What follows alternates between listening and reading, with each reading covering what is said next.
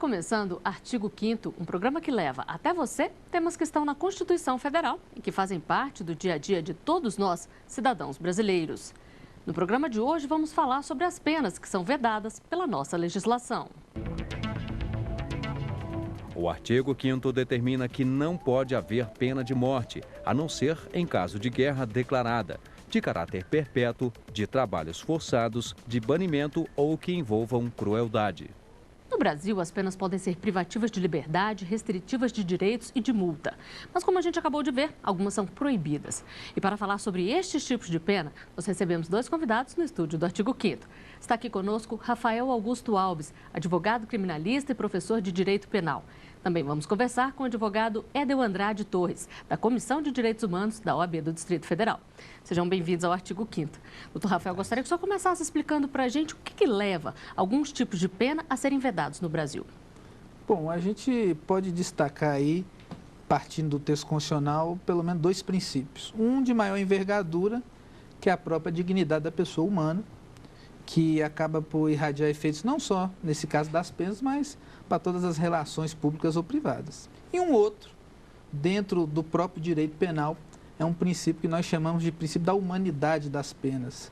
A concepção de que, se temos que punir alguém que eventualmente pratica um fato delituoso, o próprio Estado tem que se encarregar de cumprir essa pena de modo a não atingir os direitos fundamentais desse indivíduo.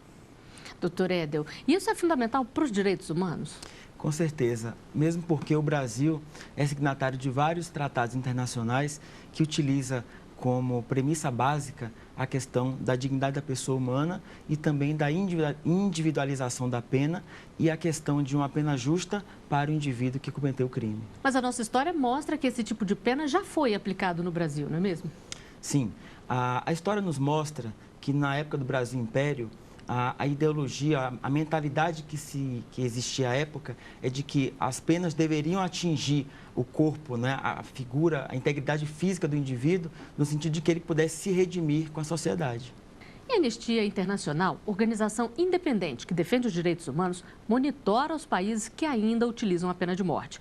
No Brasil, esse tipo de punição foi abolido, mas ainda é aplicado em muitas nações, incluindo Estados Unidos e China. Pena de morte para alguns casos, tivesse certeza que o cidadão cometeu o erro, poderia ser aplicado.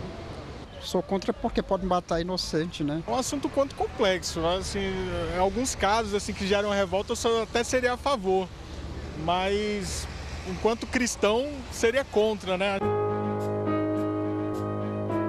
O tema é polêmico e geralmente volta à discussão quando acontece algum crime bárbaro. O Brasil é signatário do protocolo da Convenção Americana de Direitos Humanos pela abolição da pena de morte. Este tipo de punição não é usado no Brasil desde a proclamação da República e é vedado pela nossa Constituição, a não ser em caso de guerra, mas ainda é aplicado em muitas nações. De acordo com dados da Anistia Internacional, 58 países ainda praticam execução. Outros 140 aboliram a pena de morte na lei ou na prática. A China é o país que mais aplica a punição, seguida por Irã, Iraque, Arábia Saudita e Estados Unidos. Em 2012, foram confirmadas 682 execuções em todo o mundo, número que pode ser bem maior, já que em alguns países, como a China, não informam a quantidade exata de execuções. Doutor Rafael, a Constituição fala em permissão para a pena de morte apenas em caso de guerra declarada. Mas isso já foi feito alguma vez na nossa história? Bom, nessa formatação de guerra externa declarada, é bom que nós esclareçamos isso, né? Quando nós falamos de guerra, é guerra externa, né? Em relação a outro Estado, né? Nessa formatação não temos ainda notícia da aplicação da pena de morte, embora a pena de morte sob uma outra formatação tenha sido aplicada já, isso nas ordenações, quando ainda eram colônia, e no próprio, como o professor disse, no próprio Brasil Império, temos relatos e temos comprovações da aplicação dessa pena de morte. E essa previsão existe desde quando? A previsão da pena de morte enquanto crime militar em tempos de guerra é relativamente recente, né? Já podemos encaixá-la dentro da formatação original constitucional, embora isso já tenha episódios de aparecimento desse tipo de pena, como no Estado Novo, um decreto do governo de Getúlio Vargas, até se permitir até o alargamento até para crimes políticos, mas nunca a aplicação em si. Doutor Éder, volta e meia, quando é noticiado algum crime bárbaro, essa discussão sobre pena de morte volta à tona. Mas existe essa possibilidade constitucional?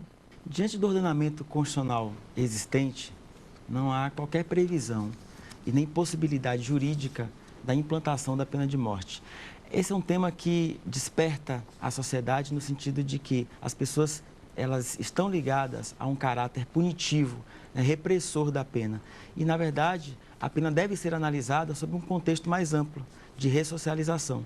E as pessoas tendem a acreditar que, se uma pena tiver caráter mais alto, mais severo, ou até mesmo a pena de morte, isso favorece os índices de criminalidade no sentido de baixá-los. Mas os índices mostram que não é bem assim. Pois é, existem comparativos que mostram se os crimes graves diminuíram nos países que aceitam pena de morte e prisão perpétua? Dados nos mostram, por meio de pesquisas promovidas pela própria ONU, no sentido de que países que adotam penas capitais, como a de morte, esses índices de criminalidade não são necessariamente mais baixos do que nos outros países. Na verdade, o entendimento, em se tratando de direitos humanos, que é preciso reforçar políticas públicas, né, no sentido de educação, saúde, acesso, né, à educação e assim por diante. Então, não necessariamente o agravamento da pena vai possibilitar a diminuição do índice de crimes. Agora, doutor Rafael, dados do Itamaraty mostram que hoje existem 8 brasileiros cumprindo pena de prisão perpétua no exterior e 2 no corredor da morte. De que forma que o Brasil age em relação a isso, o governo brasileiro? Bom, aí essa questão é um aspecto delicado, né, na medida em que toca a soberania de cada estado, né? As únicas incursões possíveis de serem feitas por conta do Brasil, em prol do brasileiro, são incursões meramente diplomáticas, no sentido de se persuadir ou se convencer o Estado que tem a jurisdição em relação àquele brasileiro, de eventualmente conceder uma pena menos severa ou até proceder à comutação da pena, a troca da pena de morte por uma outra pena não letal. Então, aí é uma incursão que já está no campo da diplomacia e não no campo jurídico. Por outro lado, o Brasil tem um tratado diferenciado, um acordo de extradição diferenciado com países que adotam pena de morte, pena de prisão perpétua. Como é que isso funciona na prática? Sim, na verdade, a ideia central dessa hipótese é de que, se nós não admitimos determinadas penas aqui, também não podemos entregar um estrangeiro para que lá fora estas mesmas penas que nós não admitimos aqui sejam aplicadas. Então, o que se vê normalmente, inclusive com manifestação, isso com fundamento legal no Estatuto do Estrangeiro e até com uma corrente jurisprudencial sólida no Supremo, principalmente em relação às penas de morte e perpétua, é de se condicionar a entrega do estrangeiro na extradição a que esse Estado não aplique a pena de morte ou que se proceda a determinada limitação no caso de pena perpétua. Nós temos julgados no Supremo que já decidiram nesse sentido. Doutor Éder, e é considerado um avanço na área de direitos humanos o fato do Brasil não aceitar esse tipo de pena? O princípio básico da dignidade da pessoa humana é amplamente e plenamente respeitado, até mesmo pela Convenção da ONU, né, de Direitos Humanos. A legislação brasileira e a Constituição, né, brasileira, nesse sentido, é considerada uma das mais avançadas do mundo. E adotar a pena de morte ou repensar essa questão é entendido por muitos autores e estudiosos no direito penal como um retrocesso, no sentido de que, se a aplicação das penas de morte nos países onde, de forma evidente, ela é aplicada, isso não reduz a criminalidade, então isso seria considerado aqui uma afronta à dignidade da pessoa humana. E como é que essa pena de morte é aplicada na prática nesses países? Tomando por base os Estados Unidos da América, lá os diversos estados, eles têm autonomia, né, em suas legislações para indicar e para criar a pena e para também aplicar essa pena. As informações que temos no sentido de que a injeção letal é o mecanismo mais utilizado, né? E os estados, eles podem a qualquer momento modificar essa questão, podem retirar, porque existe no sistema americano, né, essa previsão, essa possibilidade. Doutor Rafael, e que tipo de crime é mais punido com pena de morte e prisão perpétua no exterior? Bom, a gente fazendo um comparativo, a grosso modo, a gente coloca aí os crimes contra a vida, sobretudo o assassinato, né, como o fato típico aí mais merecedor aí por conta das legislações dessa pena capital. Embora isso mude muito em relação ao perfil autocrático ou democrático do país, né? Por exemplo, nos países islâmicos nós temos uma série de condutas que ao nosso ver seriam totalmente desproporcional, mas que são punidas com a pena capital. Isso vai muito em função do aspecto cultural e do aspecto normativo e político de cada uma dessas nações. E o tráfico de drogas também é punido dessa forma no exterior? Em alguns estados, sim. Em alguns estados, sobretudo no continente asiático, nós temos a previsão dessa questão, justamente ligada a essa questão cultural, que acaba por nortear qual é a conduta que é mais reprovável para aquele específico povo ou não. Doutor Éder, a Anistia Internacional luta para que cada vez menos países adotem pena de morte e de prisão perpétua. Essas campanhas têm surtido efeito? O colega professor Rafael colocou muito bem essa questão. Cada estado está inserido num contexto que é político, né? Tem sua história, tem seus fundamentos jurídicos. A Anistia Internacional realiza um excelente trabalho no sentido de humanizar, de conscientizar, né, os diversos estados pelo mundo. No entanto, é preciso que cada ordenamento reveja as suas posições. Até porque o Brasil, se formos analisar a Constituição Federal, utiliza como princípio básico com relação ao tratativo internacional a autodeterminação dos povos. Então, é preciso respeitar, né, o andamento e a opção política e legislativa de cada ordenamento jurídico. De modo que, por mais que exista uma campanha internacional, né, na comunidade global, nesse sentido, no sentido de que as penas de morte não necessariamente vão resolver o problema, mas cada país vai ter a sua liberdade de atuação. E nós vamos a um rápido intervalo. O artigo 5º volta já. Estamos de volta com o artigo 5º. Os nossos convidados são o advogado Edel Andrade Torres, da Comissão de Direitos Humanos da OAB-DF, e Rafael Augusto Alves, advogado criminalista e professor de Direito Penal. No programa de hoje, estamos conversando sobre penas vedadas. E além dos tipos de pena que não podem ser aplicados, a legislação brasileira também define o limite de tempo a que uma pessoa pode ser privada de sua liberdade. A lei determina que o tempo de cumprimento das penas privativas de liberdade não pode exceder 30 anos. Quando a pessoa for condenada a penas cuja soma seja superior a este limite, elas devem ser unificadas para atender ao disposto neste artigo. E sobrevindo condenação por fato posterior ao início do cumprimento da pena, deve ser feita nova unificação. Neste caso, desprezando-se o período de pena já cumprido. Doutor Éder, isso quer dizer que na prática não adianta, por exemplo, uma pessoa ser condenada a 100 anos, se ela vai cumprir no máximo 30? Pois é, como acabamos de ver, a legislação penal brasileira prevê como tempo máximo de cumprimento de pena o prazo limite de 30 anos. Quando nós verificamos sentenças com valores de 100 anos, 150 anos, na verdade, o que se tem ali é uma resposta à sociedade, no sentido de que o judiciário verificou, analisou, ponderou, né, e reconheceu a gravidade dos crimes, mas com o tempo máximo de cumprimento, nós não podemos ultrapassar 30 anos, conforme o Código Penal. Doutor Rafael, mas isso influencia de alguma forma na concessão de benefícios, por exemplo, progressão de regime, liberdade condicional? Sim, isso é um aspecto relevante até ser tratado.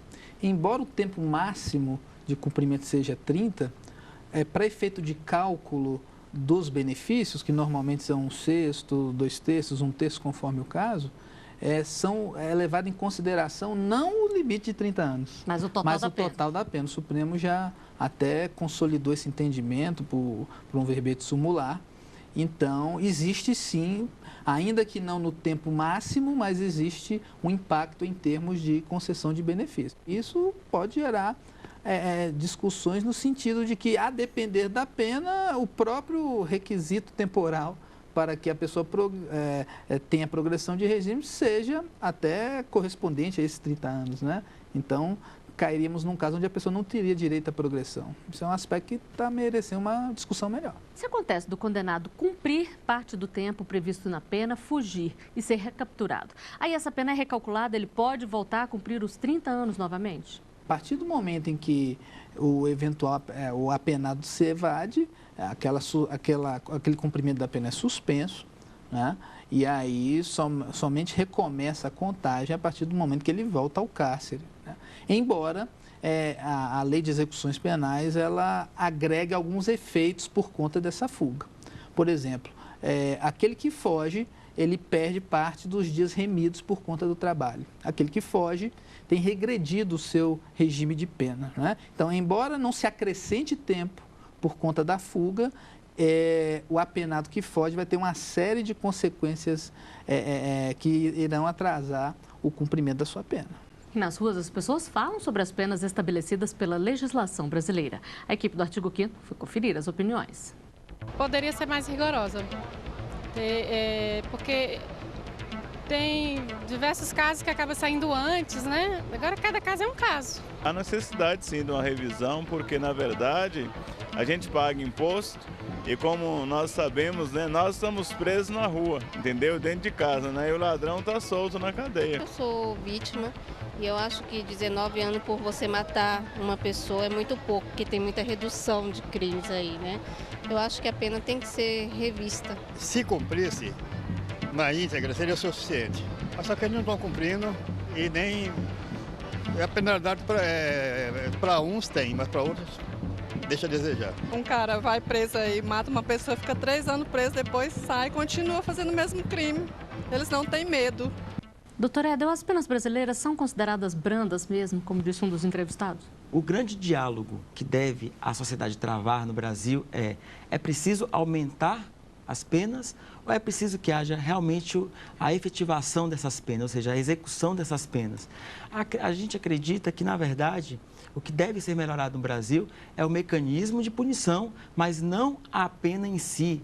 Na verdade, a gente tem uma lei de execuções penais que traz mecanismos fantásticos, ela é muito bem articulada, no entanto, nós verificamos na prática políticas públicas, a própria política penitenciária brasileira, ela não consegue cumprir as determinações que estão previstas na lei de execuções por conta de vários problemas que nós temos.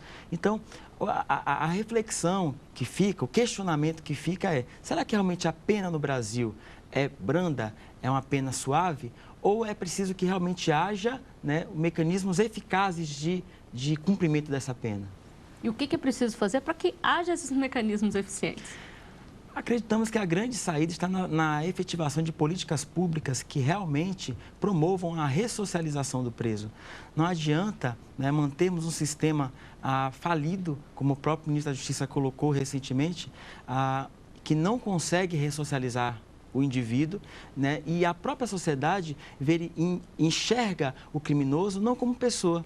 Então, a discussão acerca dos direitos humanos, muitas vezes, foge ao tema central, porque as pessoas, a sociedade como um todo, enxerga os direitos humanos como o direito do preso, né, e não como o direito do cidadão. Na verdade, o direito é humano, o direito é para todas as pessoas, mas a OAB se manifesta no sentido de que também a figura do criminoso deve ter os seus direitos preservados e resguardados. A partir do momento em que as políticas públicas no sistema penitenciário não garantem o que a lei de execuções penais coloca no sentido da dignidade da figura do presidiário, a gente está vivendo um grande conflito na sociedade. E se o professor me permite, Flávio, tem algo que tem que ser discutido, que é a questão da política criminal que o país quer ter no sentido de encarceramento. Porque nenhum investimento será suficiente se a nossa legislação penal se orientar pela política atual de encarceramento, de a legislação oportunizar que pessoas, ainda por crimes não tão graves, sejam alcançados por esta pena de encarceramento. Então, é algo que tem que ser discutido de forma sintonizada. Se queremos reformar o sistema carcerário mediante investimento, implemento de políticas públicas que invistam no apenado, temos que pensar também na questão programática, de saber quanto número de detentos queremos ter, que isso é uma opção política do Estado, e que legislação queremos ter em relação à reprovação de delitos penais.